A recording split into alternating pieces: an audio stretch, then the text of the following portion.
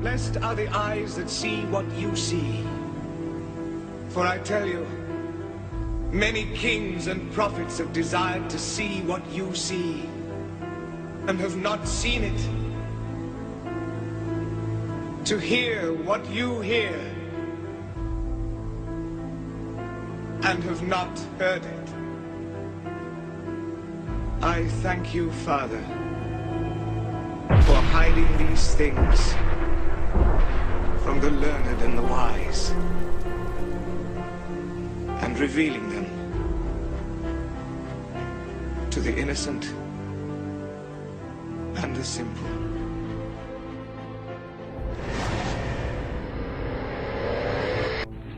Tornado warning. Tonight, a full-on tornado outbreak is hammering the south.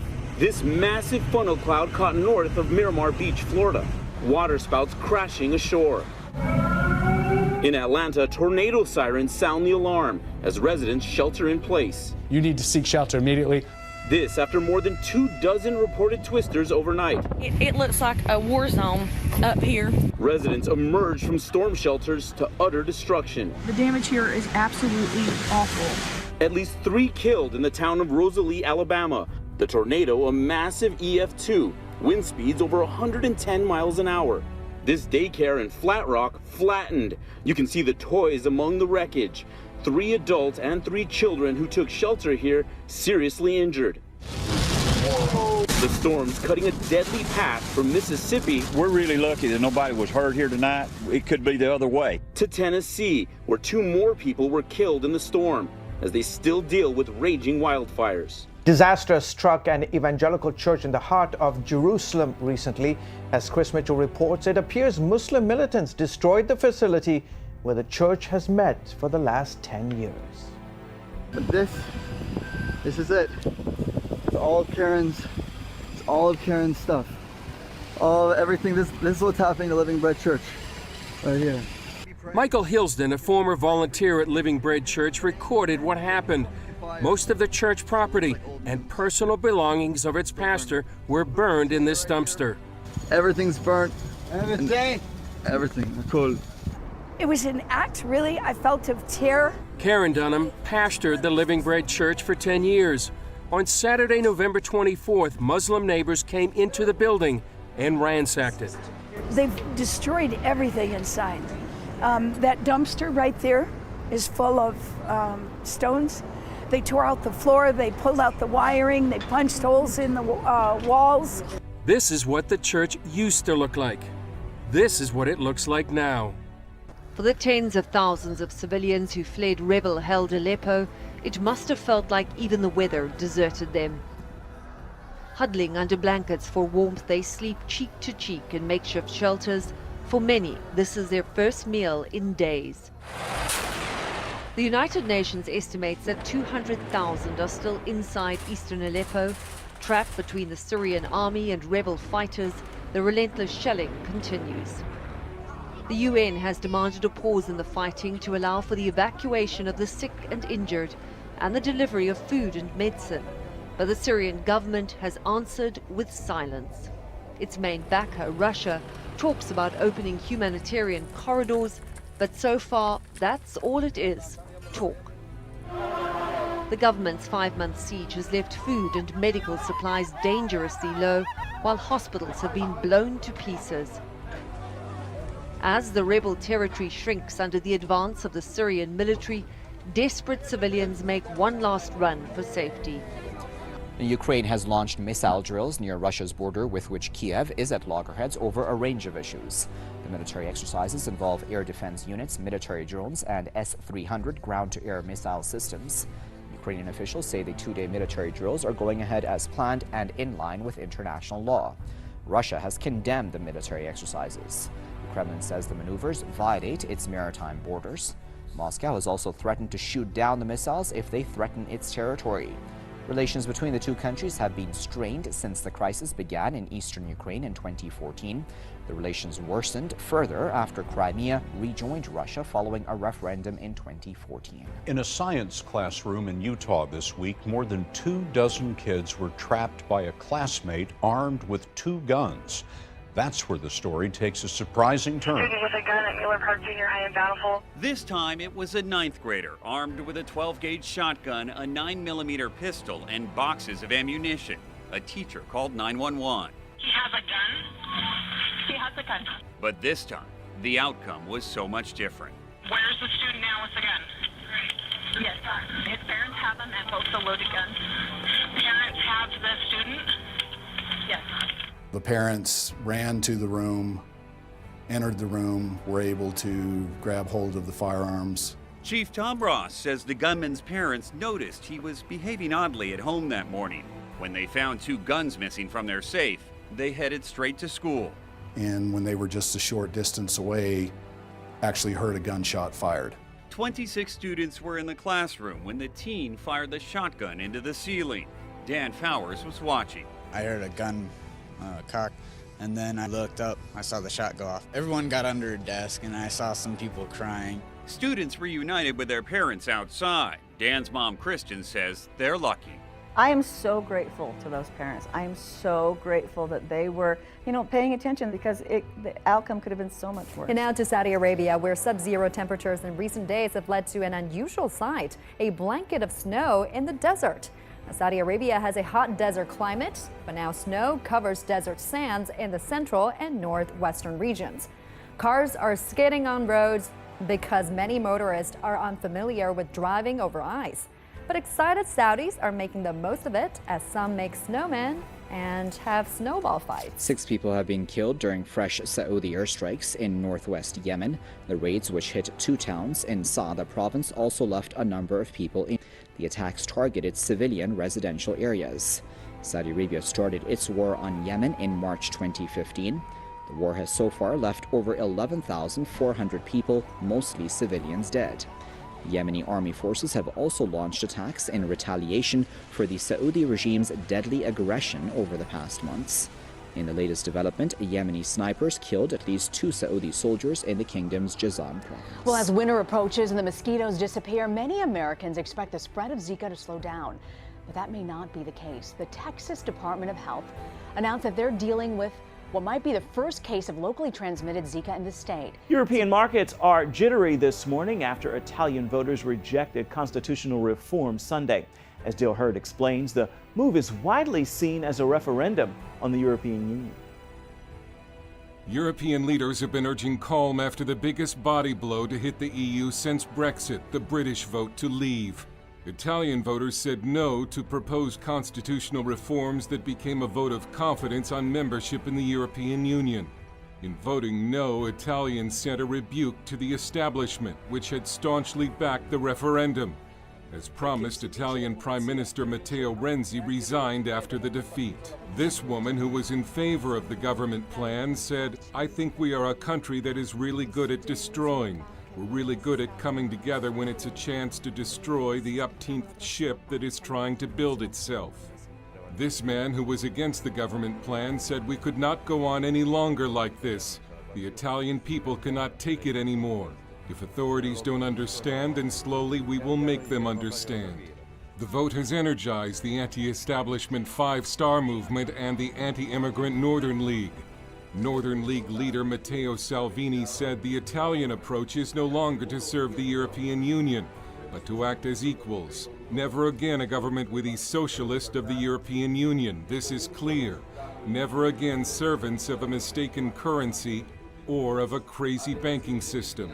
During the campaign, the risk of political instability in Italy, Europe's 4th largest economy, triggered market reaction, with bank stocks sinking and borrowing costs on sovereign debt rising. In Brussels, officials said all was still well. I'm very confident in the capacity of the Eurozone to resist to all kinds of shocks. I think that we have now a very solid system. But there are more shocks on the way. The man who could be the next president of France, François Fillon, said France could tilt more toward Russia. The most popular party in the Netherlands is Geert Wilders' anti-EU Party for Freedom. And so it appears Europe is turning to the right and away from the European Union. Dale Hurd, CBN News. The United Nations High Commissioner for Human Rights in South Sudan has warned of ethnic cleansing and an escalation of sexual violence there. The commissioner says that violence has forced over 1 million people to flee the country and displaced another 1.8 million, mostly from South Sudan's Equatoria region. The African country slid into crisis in 2013 when President Salva Kiir accused his deputy Riek Machar of planning a coup against him. The two sides then got involved in a cycle of retaliatory killings that have split the impoverished country along ethnic lines. South Sudan's conflict has left thousands dead on both sides. Now, the European Union's law enforcement agency says terror networks such as Daesh are evolving their tactics to attack soft targets on the continent. In a report, Europol underlined that terrorists tend to copy the modus operandi used by terror groups in Middle Eastern countries. So it said they might use deadly car bombs and improvised explosive devices to hit their targets in Europe.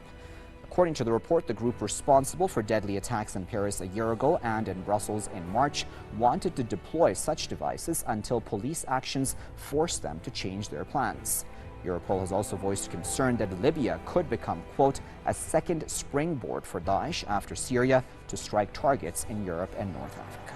Now, the U.S.-led coalition has admitted that dozens of civilians have been killed in its airstrikes in Iraq and Syria in the past 7 months. The coalition said in a statement that 54 people lost their lives between March 31st and October 22nd. It also said up to 24 people died in a strike near the Syrian city of Manbij.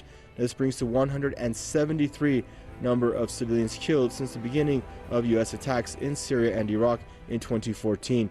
Activists, however, say the figure is much higher.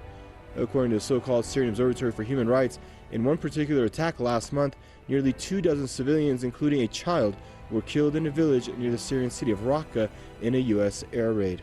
The most important thing about being free is individual sovereignty, because it began really back in the 1840s, less than 75 years after the formation of the United States of America, when they gave the power of the individual to corporations, but none of the penalties.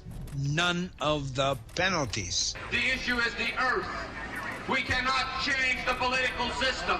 We cannot change the economic system. We cannot change the social system until the people control the land, and then we take it out of the hands of that sick minority. The unyielding corporocratic encroachment of the $3.7 billion Dakota Access Pipeline at Standing Rock in the Dakotas is essentially the painful opening of a very old wound in American history. This deliberate neglect of the established rights expressed in the Treaty of Fort Laramie met resistance April 1st, 2016 at Sacred Stone Camp by Standing Rock Historic Preservation Officer LaDonna Brave Bull Allard. In September, Allard said, "If we allow an oil company to dig through and destroy our histories, our ancestors, our hearts and souls as people, is that not genocide? Most Americans need only witness the lopsided attack on the American culture of the Sioux people, defending their land, drinking water, and the protection of our American heritage to realize that the existence of tyranny is very real in 2016. As we go through American history, we see how they continue to put the handcuffs on American people. And now it's complete. We're a police state, no doubt about it. This is how they learn to get people dependent through the the government agents that ran the programs to, quote, give the Indians food and blankets. It was all designed to starve you out and kill you. And now they admit this is their global plantation model. That's what the carbon tax, they admit, is to shut off all of our energy, the equivalent of shutting off the buffalo to the Native Americans. See, the Native people, yes, we have the land, and they wanted the land, and it's about the land, you see, but the real enemy to the industrial ruling class is those who think differently. It's about sharing and taking care, and it's about respecting the earth, and it's about spirit, and it's about these. See, so this is the perceptual reality that we came from. This is how we knew and recognized reality. This is what was the threat. Exterminate the spiritual perceptional reality. That's what it's been all about. The federal hypocrisy looms large when during the 2014 standoff, the BLM issued a hyperactive protective order in respect to the endangered desert tortoise, attempting to gain the upper hand on the Bundy's grazing rights. That role is now reversed at Standing Rock as the potential for future poisoning of the Oahe Reservoir threatens the endangered pallid sturgeon, a species of fish that dates back 70 million years that has already suffered enough from the progressive management of its habitat along the Missouri River. River. Why does conservation only apply to what is financially convenient? That's what they want to do, a diaspora, and therefore, guess whose land they're after? In our meager holdings on trust land, over 40% of the natural resource wealth of America is still under and on our lands. The behavior pattern of this, historically speaking, of this industrial ruling class never really changes. What changes is the technology, the terminology, and the generations. So for Wounded Knee Massacre, I think that forms of that massacre are taking place now today. The authoritarian emergence of the Patriot Act and all of these various mechanisms, controlling mechanisms, I think that they're psychologically massacring the American citizens mentally. And now North Dakota Governor Jack Dalrymple is ordering a mandatory voluntary evacuation of the camp led by the Standing Rock Sioux tribe by December 5th, adding to the mounting tension. The Obama administration is claiming they are pushing the Army Corps of Engineers to finalize a rerouting of the pipeline. 2,000 veterans relieved the protesters at Standing Rock, and DNB, Norway's largest bank, has gotten cold feet. They trade that reservation and the value of that reservation and the value of its people, the value of its air, the value of its carbon emissions are traded on Wall Street.